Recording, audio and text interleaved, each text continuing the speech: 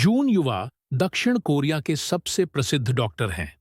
एक दिन उन्होंने अपने जीवन के सबसे भयानक चक्र का सामना करने पर एक विमान से कदम रखा था।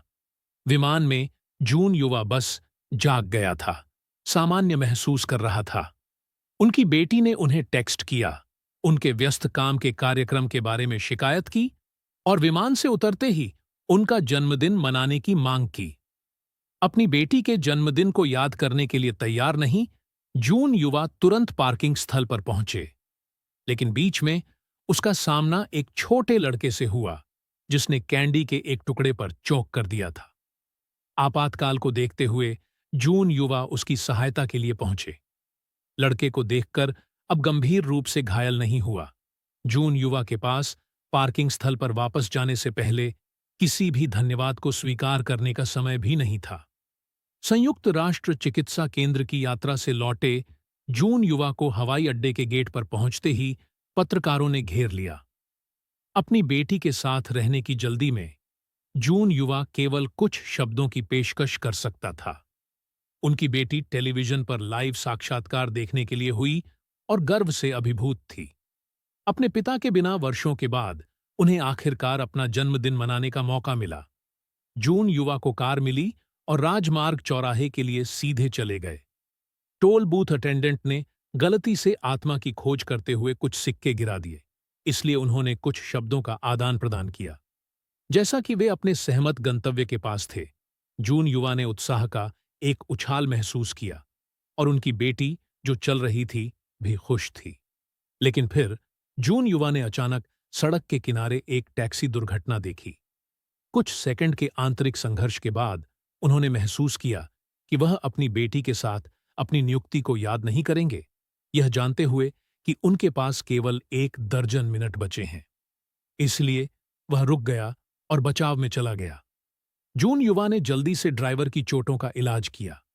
जिस तरह उन्होंने राहत की सांस ली, उसी तरह उन्होंने पिछली सीट पर एक अन्य घायल महिला को देखा। तभी एक एम्बुलेंस आई।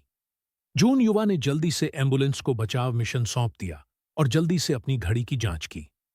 12:30 का सहमति समय आ रहा था। जून युवा ने जल्दी से अपनी बेटी को बुलाया। यह पता चला कि एक अन्य घायल व्यक्ति पास में पड़ा था। यह जून युवा की बेटी थी। वह सड़क पार करते समय टैक्सी से टकरा गई थी। जूनिंग ने महसूस किया कि एक सर्द उसकी रीढ़ को नीचे गिराता है और ठंडे पसीने में विमान से जागता है। यह सब एक बुरा सपना था। विमान मुश्किल से उतरा था, लेकिन जूनिंग को लगा कि कुछ गड़बड़ है। फ्लाइट अटेंडेंट ने ऑटोग्राफ मांगा, असिस्टेंट ने ले लिया। लड़के का गला बिस्तर से घुट गया और संवाददाताओं ने उसे एयरपोर्ट गेट पर घेर लिया। सब कुछ बिल्कुल वैसा ही था जैसा उसने सपना देखा था। भयभीत है कि उसकी बेटी के साथ कुछ हुआ हो सकता है। जूनिंग राजमार्ग के लिए जल्दबाजी। चौराहे पर एक ही टोल बूथ था। एक चिल ने जूनिंग की रीढ़ को नीचे गिरा दिया। अपने बदलाव को पुनः प्राप्त करने के लिए परेशान भी नहीं हुए। उन्होंने दरवाजा खुला छोड़ दिया और अपनी बेटी के साथ बैठक स्थल पर पहुंचे। लेकिन बहुत देर हो चुकी थी। एक ही नारंगी टैक्सी थी और दूरी में बर्फीली ढलान पर पड़ा था उसकी प्यारी बेटी थी। जूनिंग एक और दुःस्वप्न से जाग गया। पिछली बार के विपरीत इस बार वह स्पष्ट रूप से समझ गया था कि यह कोई बुरा सपना नहीं था। यह एक वास्तविक जीवन मृत्यु सर्पिल था, जिसमें उसकी बेटी शामिल थी। वही उड़ान परिचर एक ऑटोग्राफ के लिए पूछ रहा था और उसी लड़के ने कैंडी को अपने मुंह में भर दिया। इस बार जूनिंग हताश हो गया। वह सीधे पार्किंग में भाग गया। अपनी बेटी तक पहुंचने में असमर्थ, उसने जल्दी से उसे निराश करने के लिए एक पाठ संदेश भेजा, जिसमें उससे सहमत स्थान पर न जाने का आग्रह किया गया। हालांकि भाग्य हमेशा लोगों को शक्तिहीन बनाता है। एक पिता के रूप में जूनिंग ने स्वाभाविक रूप से आसानी से हार मानने से इनकार कर दिया। वह समय के खिलाफ दौड़ लगाने लगा। वह अपनी बेटी को मौत के हाथों से वापस छीन लेना चाहता था, लेकिन अंत में वह बहुत देर से एक कदम था। जूनिंग लगभग पागल था। जब वह फिर से उठा तो उसने गति सीमा को पार कर लिया और सिर की चोट पर ध्यान दिए बिना दीवार से टकरा गया।